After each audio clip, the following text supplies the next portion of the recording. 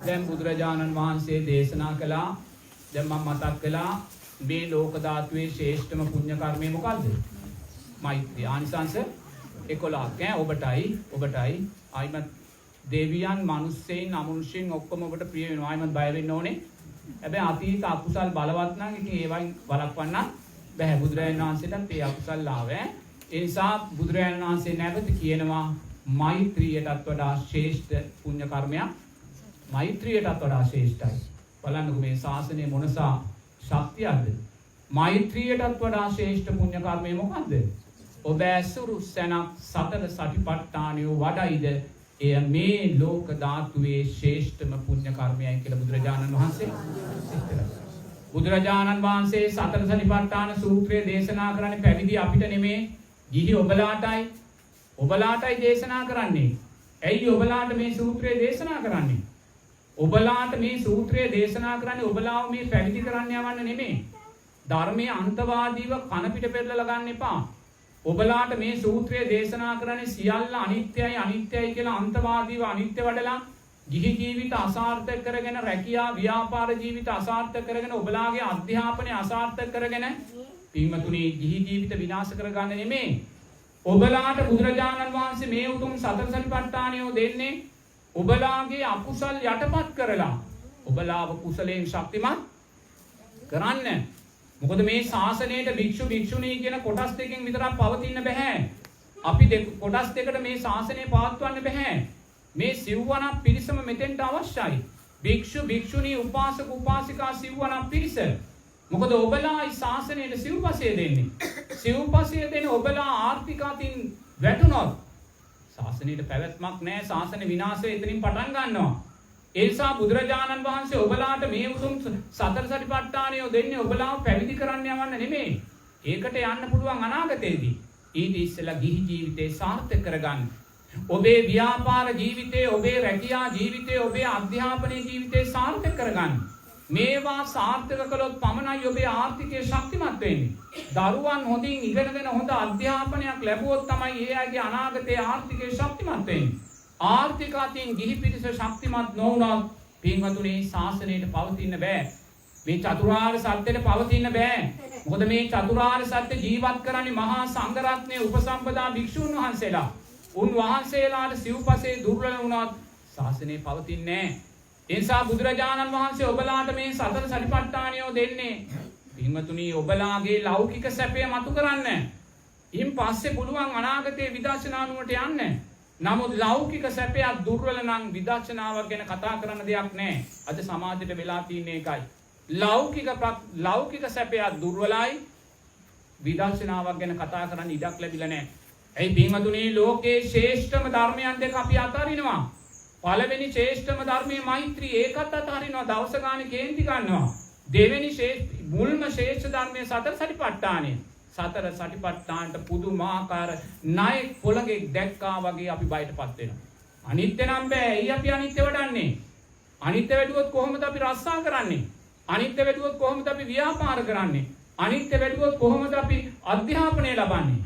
පින්තුණී ධර්මයේ කන පිට අරන් තියෙන්නේ. බුදුරජාණන් වහන්සේ ඔබට මේ ඇස අනිත්‍යයි කියන්නේ ඇස් දෙක වහගෙන ජීවත් වෙන්න නෙමෙයි. ඇස් දෙක බැඳගෙන ජීවත් වෙන්න නෙමෙයි. බුදුරජාණන් වහන්සේ ඔබට මේ ඇස අනිත්‍යයි කියන්නේ මේ ඇස කවදා හරි අයිති වෙන්නේ පවුලේ සුසාන භූමියේ පසට. මේ ඇස අවිද්‍යාවෙන් උපන් ඇසක්. කවදා හරි පවුලේ සුසාන භූමියේ පසට අයිති මේ ඇස පිනවන්න. ඇසේ පස්සේ පිනවන්න. සිල්පද බිඳින්න එපා. ලෝභ දේශ මෝහ වඩන්න එපා. මුතුනි මෙවන් උත්තරීතර දහමක් වෙන කොහෙද තියෙන්නේ? මෙවන් උත්තරීතර දහමක් කොහෙද තියෙන්නේ? මෙවන් උත්තරීතර ඉගැන්වීමක් කොහෙද තියෙන්නේ? මේ ඇස කවදා හරි මහ පොළවේ පසට අයිති. මේ මහ පොළවේ පසට අයිති මේ ඇස පිනවන්න. කරුණා කරලා සිල්පද බිඳින්න එපා. ලෝභ දේශ මෝහ වඩන්න එපා. එහෙම කළොත් ඔබ මේ ඇස පිනවන්න මේ රූපය පිනවන්න සිල්පද බින්දොත් කවදා හරි දවසක අවිද්‍යාවෙන් උපන් මහ පොළවේ පසට යට වෙන රූපය නිසා ඔබ සතර පායට කොහෙද මෙවන් ධර්මයක් තියෙන පින්වතුනි? කාලා බීලා විනෝද වෙලා සතුටු වෙලා හොඳින් මැරෙන්න කියන මිච්ඡා ධර්මයන්ගෙන් පිරිච්ච ලෝකෙක ඇස නිසා සතර අපායට වැටෙන්න එපා කියන්නේ බුදුරජාණන් වහන්සේ නිසා පමණක්මයි. මේ කනේ පස්සය නිසා මේ සලායතනයන්ගේ පස්සය මිදීම නිසා සතර අපායට වැටෙන්න එපා කියන්නේ බුදුරජාණන් වහන්සේ විතරක්. ඉමතුනේ මේ ධර්මයේ හැර යන ඕනි ධර්මයක් නෙමේ. අද තරුණ දරුවෝ ධර්මයේ හැර යනවා. මේක අනිත්‍ය ගැන කියන දහමක්, මේක විදර්ශනාව ගැන කියන දහමක්, මේක දුක ගැන කියන දහමක්. මේක දුක ගැන කියන දහමක් නෙමේ. මේක ඔබව දුකෙන් මිදවීම ගැන කියන දහමක්. දුකට නොවැටීම ගැන කියන දහමක්. ඔබව සතර අපායෙන් මුදවා ගන්න දහමක්. මේ ඇස නිසා සතර අපායට නොවැටෙන්න පාර කියන දහමක්.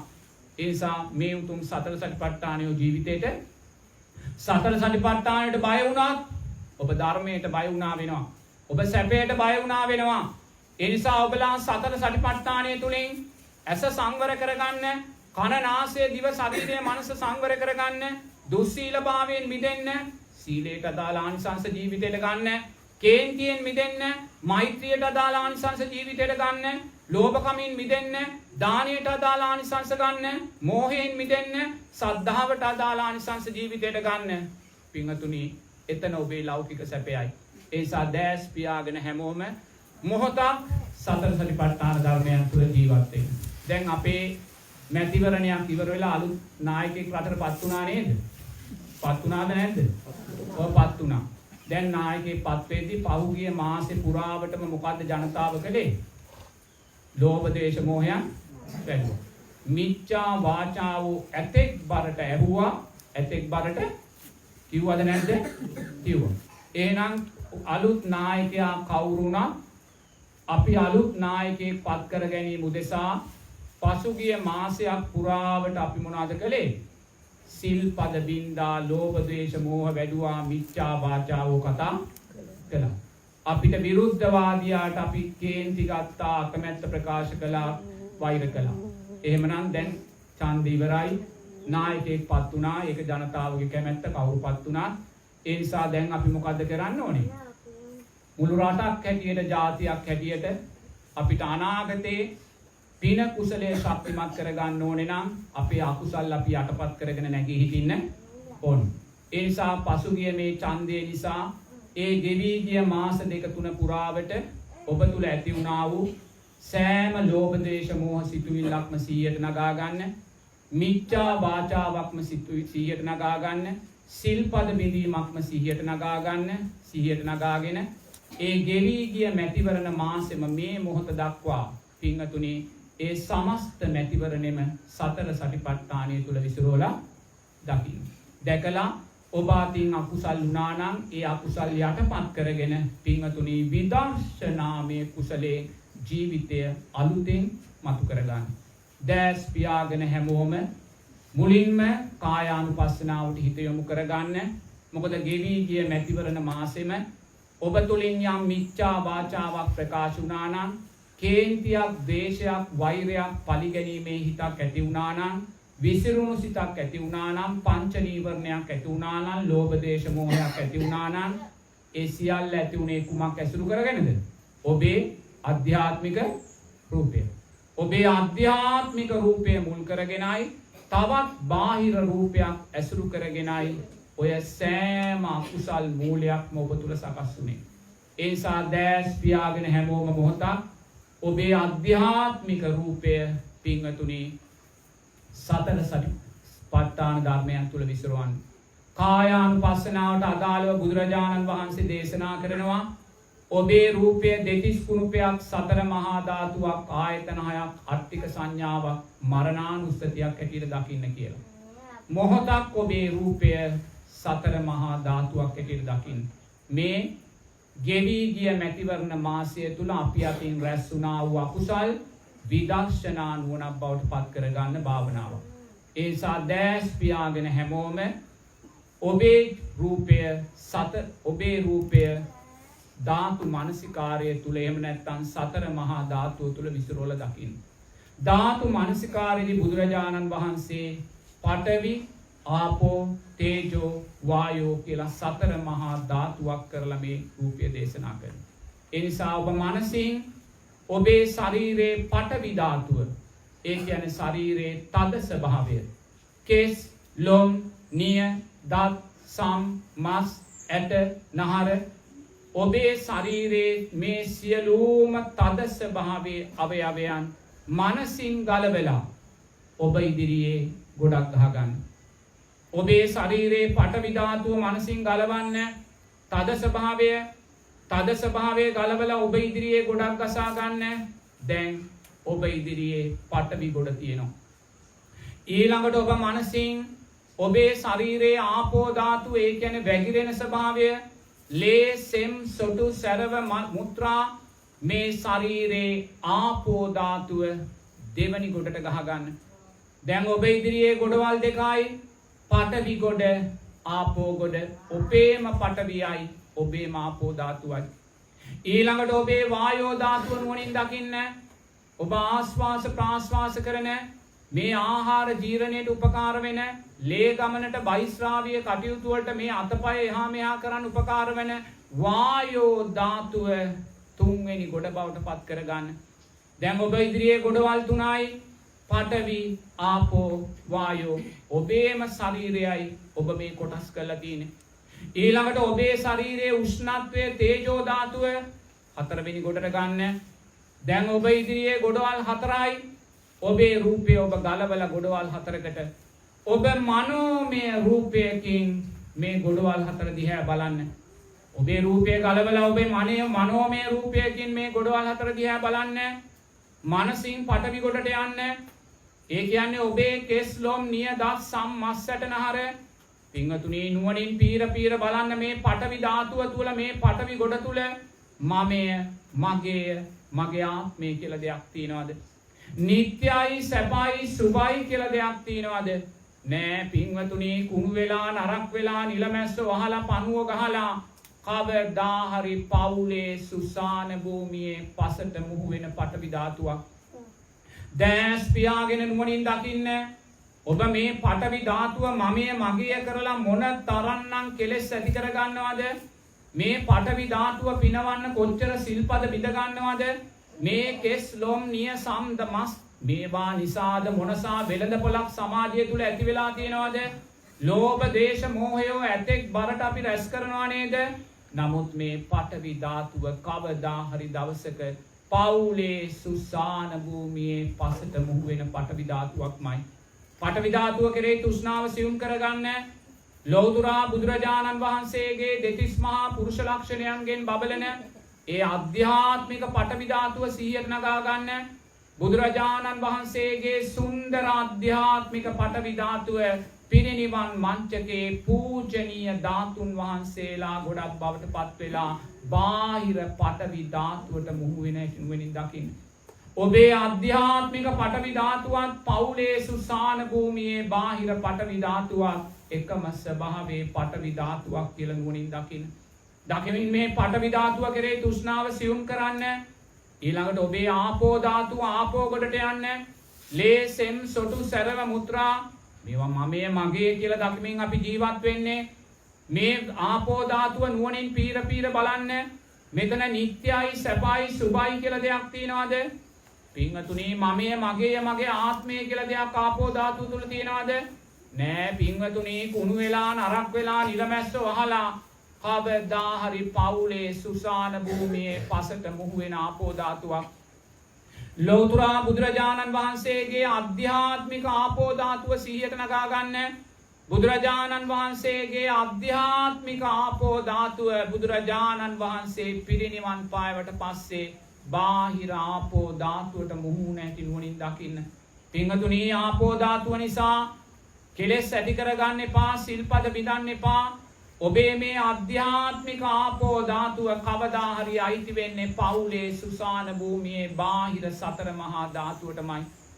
ඊළඟට ඔබේ වායෝ ධාතුව ආශ්වාස ප්‍රාශ්වාස කරන ආහාර ජීර්ණය, ලේ ගමනය මේ ඉරියව් පවත්වන්න උපකාර කරන මේ වායෝ ධාතුව ඔබ මමය, මගේය, මගේ ආත්මය කියලා දකිමින් ජීවත් වෙන්නේ.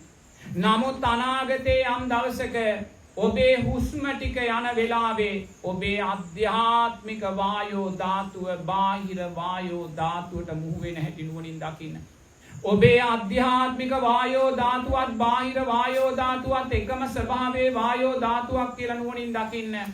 ලෞතුරා බුදුරජාණන් වහන්සේ පිරිනිවන් පාන මොහොතේ බුදුරජාණන් වහන්සේගේ ආධ්‍යාත්මික වායෝ ධාතුව බාහිර වායෝ ධාතුවටම මුහුණ හැටි නුවණින් දකිමින් බුදුරජාණන් වහන්සේගේ ආධ්‍යාත්මික වායෝ ධාතුවත් බාහිර වායෝ ධාතුවත් එකම ස්වභාවයේ වායෝ ධාතුවක් කියලා නුවණින් ගන්න.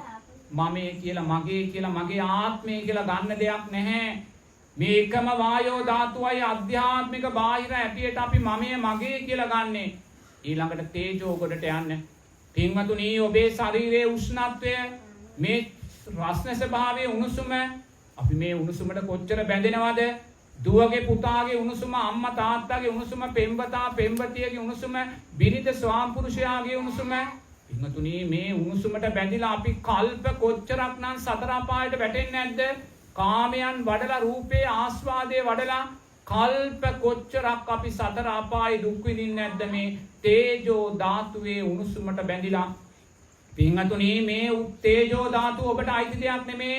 මේ තේජෝ ධාතුව ඔබේ බිරිඳ සාම්පුරුෂයා පෙම්වතා පෙම්වතියට අයිති දෙයක් නෙමේ.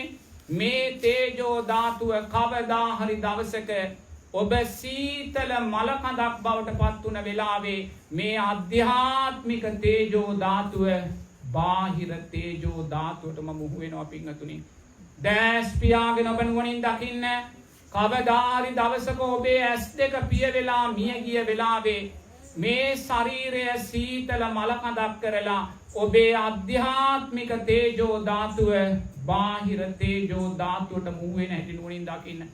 ඔබේ ආධ්‍යාත්මික තේජෝ ධාතුවේ බාහිර තේජෝ ධාතුවේ ස්වභාවය එකම ස්වභාවය කියලා දකිමින් සතර මහා ධාතුව කෙරෙහි තෘෂ්ණාව සියුම් කරගන්න.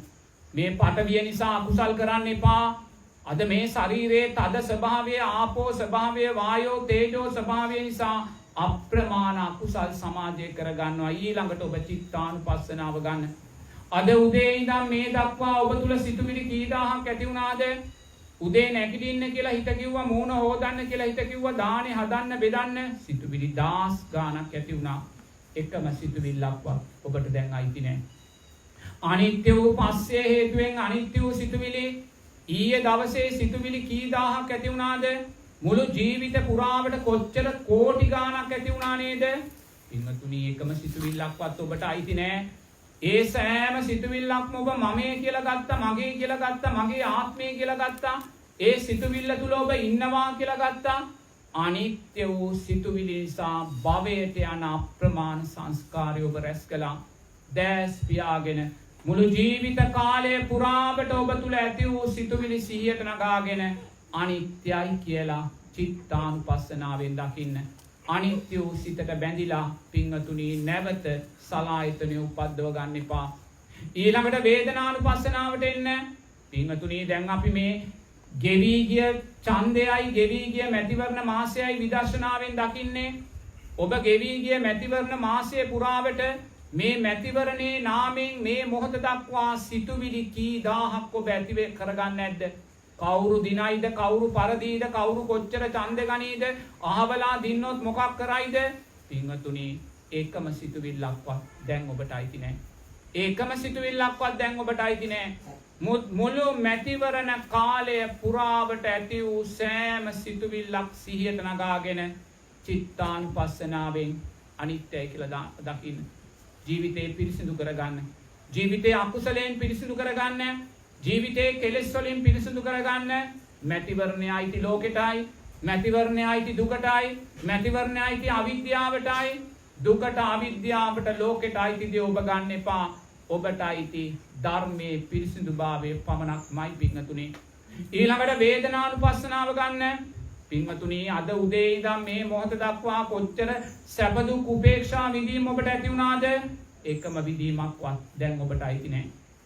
මේ මැතිවරණය නිසා කොච්චර විඳීම් ඔබට ඇති වුණාද? සැප වේදනා කොච්චර ඇති වෙන්නේ නැද්ද? දුක් වේදනා කොච්චර ඇති වෙන්නේ නැද්ද? ඔබේ අපේක්ෂකයා දින්න වෙලාවේ ඔබට සැප වේදනා කොච්චර ඇති වුණාද? ඔබේ අපේක්ෂකයා පෙරදුන වෙලාවේ ඔබට දුක් වේදනා කොච්චර ඇති වෙන්නේ නැද්ද? ඒකම සැප දුක් උපේක්ෂා විදීමක්වත් ඔබට අයිති නැහැ. අනිත්‍ය වූ පස්සය හේතුවෙන් සකස් වූ අනිත්‍ය වූ විඳීම්. ඒ නිසා මේ මැතිවරණයේ නාමයෙන් ඔබ තුල ඇති වූ සෑම සැප දුක් උපේක්ෂා විඳීම් සිහියට නගාගෙන පින්වතුනි අනිත්‍යයි කියලා දකින්න ඔබ වේදනානුපස්සනාව තුල ජීවත් වුණා වෙනවා. අනිත්‍ය වූ ධර්මයන් නිසා අනාගත භවයට ඔබ සංස්කාර රැස් කරන්න එපා. ඔය සියලු දේ අයිති දුකටයි. ඔය සියලු දේ අයිති අවිද්‍යාවටයි. ඔබ ඔය සියලු දේ අයිති මාර ධර්මයන්ටමයි පින්වතුනි. ඊළඟට ඔබ ධම්මානුපස්සනාව මතු කරන්න. මේ මොහොතේ ඔබ මේ වැඩුව කායානුපස්සනාව, වේදනානුපස්සනාව, චිත්තානුපස්සනාව තව මොහොතකින් වෙනස් වෙලා යනවා. ධම්මානුපස්සනාව මතු කරන්න.